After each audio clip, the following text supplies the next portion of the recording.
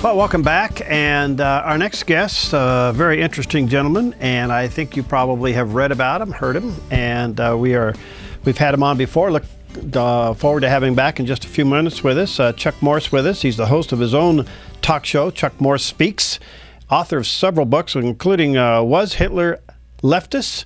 And he writes columns. You perhaps have read some of his work in the Boston Globe, the Washington Times, WorldNet Daily, Newsmax, Front Page, and others. And today we want to talk to him about the president and what he thinks the president is. And so there you are. We got you, Chuck. Hi, how are you, my friend? Well, thank you. Nice to see you. Good to see you. Welcome back. Merry Christmas. Thank you. Same to you. Well, listen, you make you're saying that the president here is worse than a communist. And a huge statement, but I have to tell you, I just got off of an interview with David Rubin, who's the former mayor of Shiloh, Israel, and he's beginning to give the feeling that our administration could possibly even be anti-Semitic.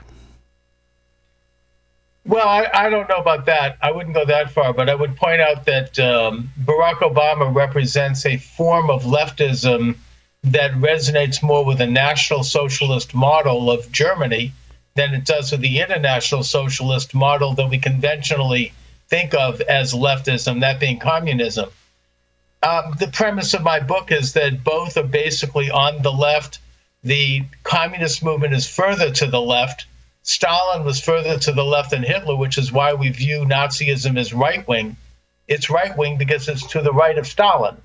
But by American standards, it is on the left. They represented the nanny state, the principle of worship of the state versus worship of a power outside of the state, whether it be God or nature's God, as Jefferson said. It was an authoritarian system, and leftism is highly authoritarian with regard to viewing the state as a vehicle that will minister over our lives to a degree that most Americans would reject. I think Barack Obama represents that, the national view. I am not saying he's an anti-Semite. I'm not accusing him of wanting to set up death camps or do all the things that we think of, awful things we think of with the Nazis. I mean more of an American National Socialism where we have the nationalization of healthcare. We have a nationalization of education through the Common Core. We have a nationalization of environmental policies through Agenda 21. We have further infringement into the private sector business with such agencies as as Elizabeth Warren's Consumer Protection Bureau, which has the power to go into a company without a warrant and seize documents and shut them down. We have an unprecedented level, in other words, of nationalized, hyper-nationalist programs that are impinging upon our private lives to a degree that's never before existed in this country. Wow. All right.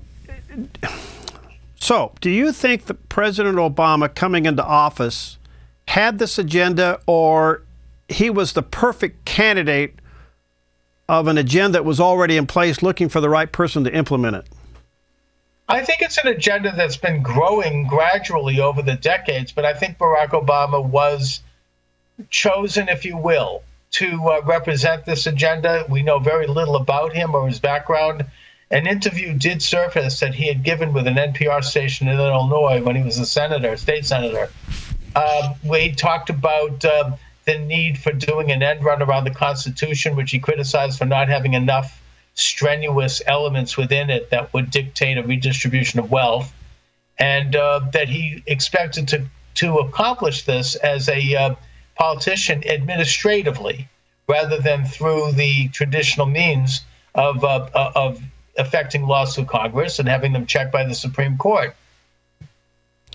All right. It appears that, and I agree with you, I think there's an American socialized agenda that he seems to represent by empowering the government in all areas. And yet, even with the mess that Obamacare is thrusting upon the country, and everybody gets that it's a mess, we still don't seem to be able to stop it. I mean, in the business world, you fire the guy and you start over, but that doesn't seem to be happening here.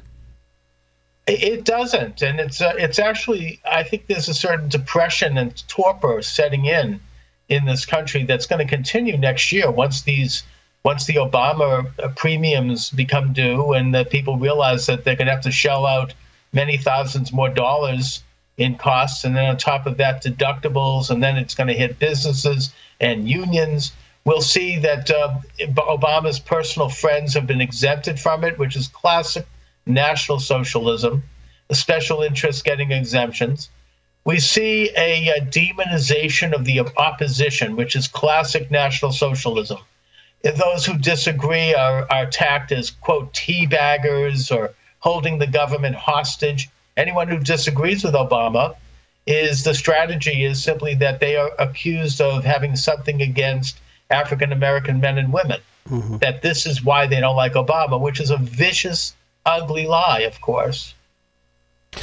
It appears, Chuck, that he flat is lying to the American people.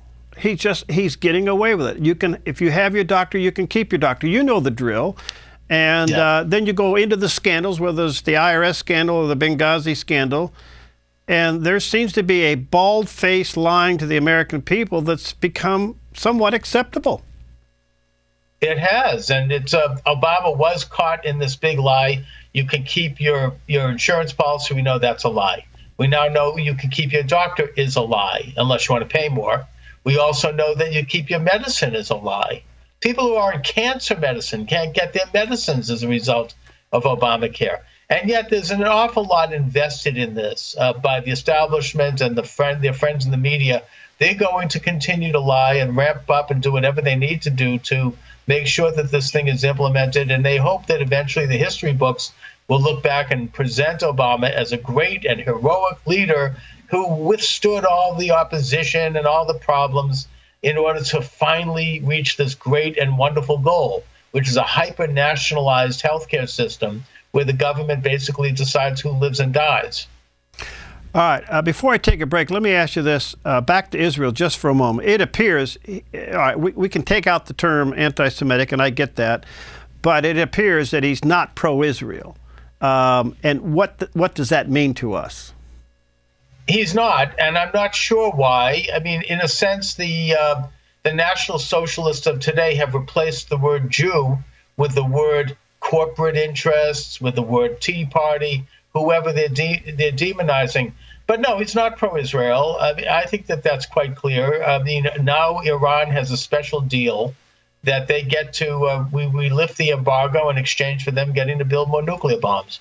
It's a very troubling situation, and if it's not addressed, I would imagine that within maybe a year to 3 years from now, the Iranians will drop a nuclear bomb on Tel Aviv. All right.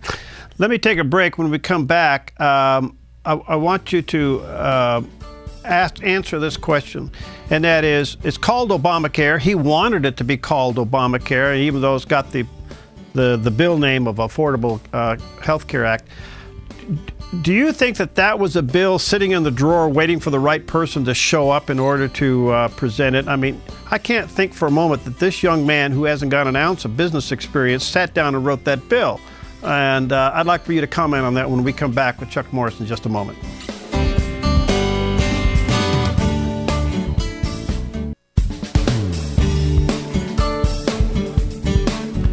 Okay, we're back, and our guest today is Chuck Morse. He's he's a radio talk show host. He has his own show, author of several books, including the latest, Was Hitler Leftist? A picture of that up on the screen for those watching on the television right now. You can check it out at the bookstores. And perhaps you've read some of his columns in the Boston Globe, the Washington Times, WorldNet Daily, Newsmax, Front Page, and others. And we're talking about the president and socialism. Chuck, do you think we have been socialized to the point where we can't push it back? Well, I think ultimately we can push it back. The question is how much pain is going to be involved. The American people have been conditioned for many, many decades to accept this idea that the government is the source of rights, that the government provides for things as opposed to, the individual as the source of rights under God or under nature. And that it's going to be very difficult. But in a sense, the reaction to Obamacare is encouraging, especially with young people waking up, those who support Obama and who find it fashionable to support the culture around him are realizing that they're having trouble getting jobs after they graduate college, and now they're being hit with this $4,000 to $5,000 a year premium bill. And there is a reaction to that. I mean, so that's encouraging. We'll have to see what happens in the midterm election, whether or not candidates, whether they be Democrat or Republican, who oppose Obamacare, are able to win office, and whether or not the administration, which is hiring ad agencies to try to rebrand the whole thing. Notice they dropped the word affordable. They now just refer to it as Obamacare. Whether or not they succeed in that effort, it remains to be seen. They do have the high ground when it comes to the media and the culture and academia, but my hope is that enough people are waking up to realize that these big programs do not resonate with the interests of average Americans, whether they be liberal or conservative. The infighting within the Republican Party could be serious to the point where the midterm elections could still favor the Democrats. Do you think the Republicans can get their act together? Yes, I do. I think that Republicans have always been a fractious bunch. Generally, they have never been, in a sense, that's both their strength and weakness. The Democrats, or the left, as it were, generally think alike. You know, it's all a matter of degrees. How fast or how slow are they going to goose step toward socialistic government? Whereas on the Republican side and the conservative side, you've got libertarians, you've got social liberals, you've got moderates, you've got all sorts of people who think for themselves and who have very vast and differing and at times argumentative opinions. But I think that when in the final analysis, they're going to come together in the interests of the country and in the interests of their constituents, the American people. The president's ignoring the Constitution to the point of changing law after it's been passed and modifying it, we can't seem to hold him constitutionally to any standard. How dangerous is that? Extremely. This goes to his contention that the country can be changed administratively and to do an end run around what he argues is an imperfect constitution.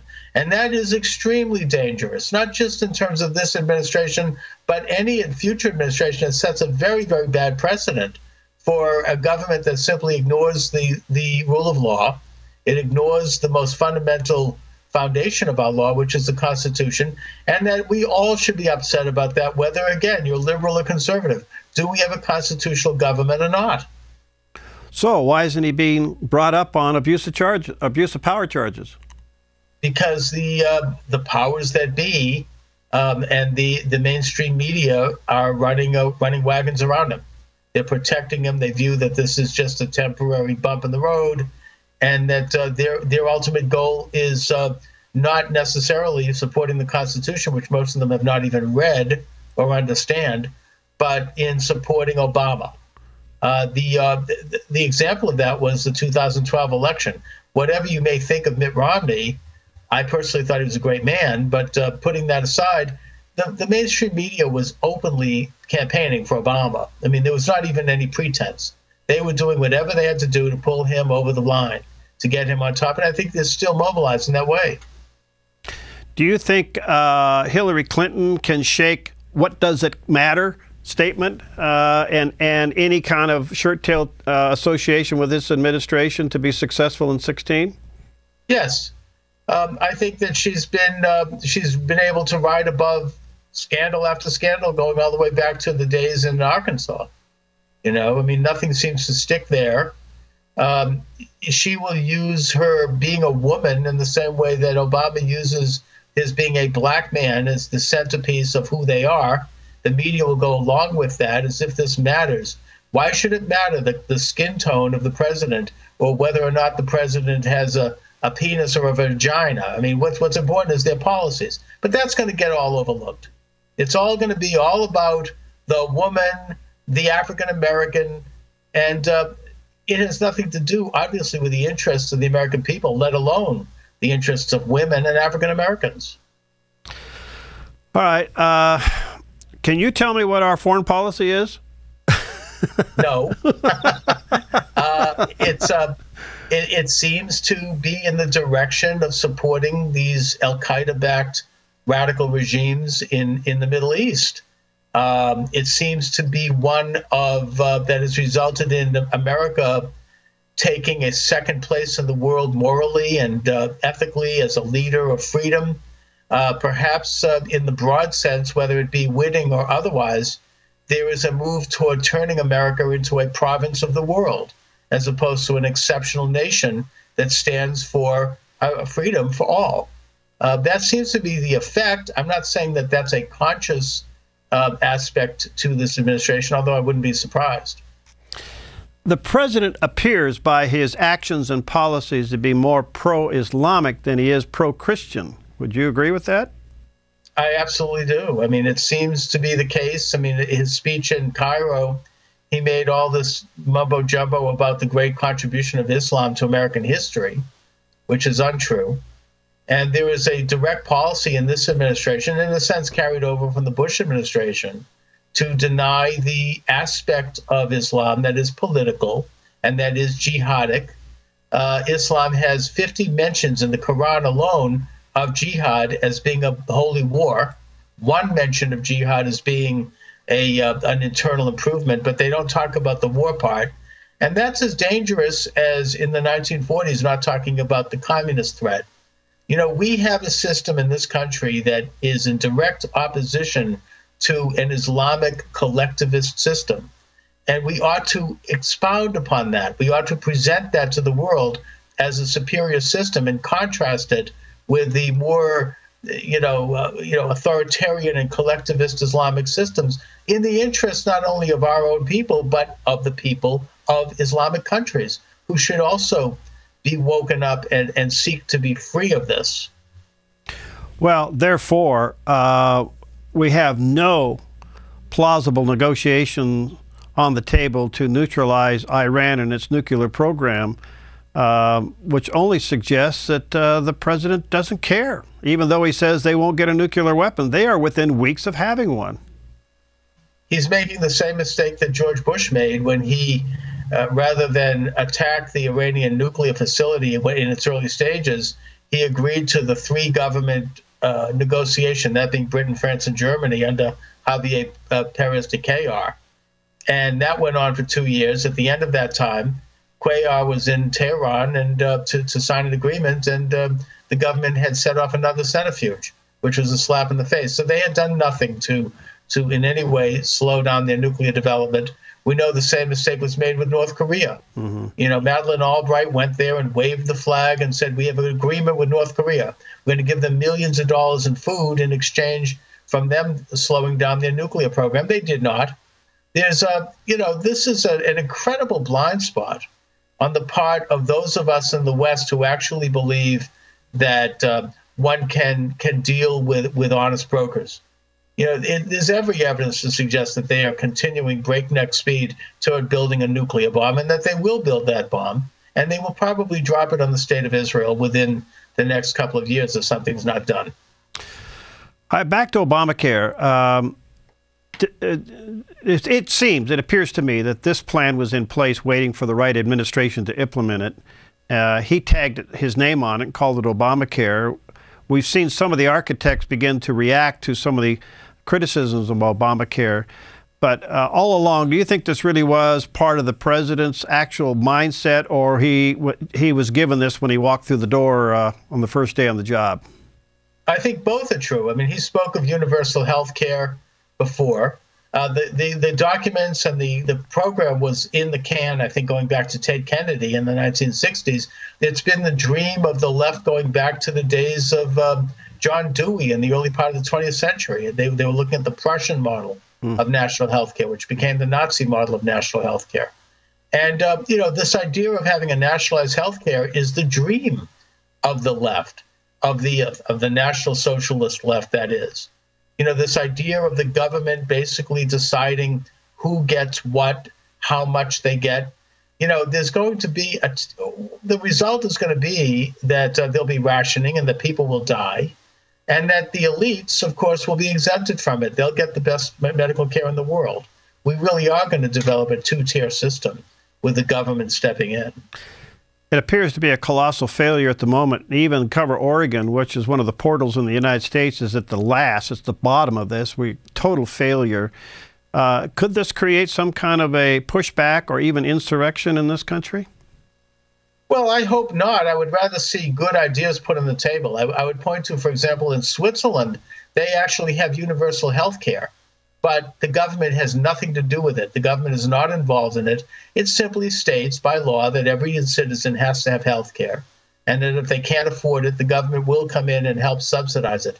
There are alternatives. I mean, there are state programs that could be developed where the state could help people who can't afford health care or who are denied health care for getting it. I mean, there's already Medicaid, which, by the way, is going bankrupt as people are piling into it. And but there are state solutions. There are private solutions where people could form what they used to have in Cuba before Castro, and that was called centros, where people, whether it be 100 people or several thousand people, could join together and form these organizations that would provide basic health coverage and other social services, all privately and voluntarily.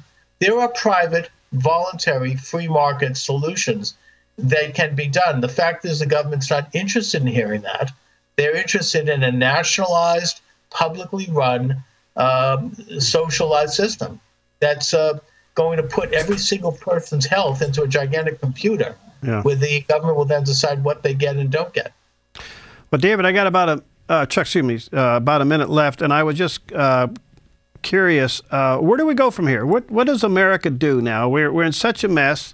Most of the citizens realize that we've made a mistake with this administration. But since they have the White House and the Senate, we just seem like, well, what's the use? We can't seem to get anything changed or stopped. We can continue to educate people like you're doing on your show. We can continue to expand the aspects of the media that are free, like social networking, like the internet, like cable television. People can get involved on the local level by having their own cable show. I mean, it's great fun. People can get involved in politics on the local level by going into the Democrat or Republican town committees and running for office. You know, there are ways that people can get involved if they have an issue that they really care about and get that issue heard, even if the media is resistant. That's wonderful. You know, I'm a believer in the ability of the American people to govern ourselves, and that we have to exercise those muscles of government in order to make them work for us. Well, Chuck, thank you, my friend. Best to you. Your delights. Let's stay in touch and have you back soon. And Merry Christmas to you and yours. Merry Christmas to you and yours as well. Thank you. All right, God bless. We'll see you next time on Focus Today.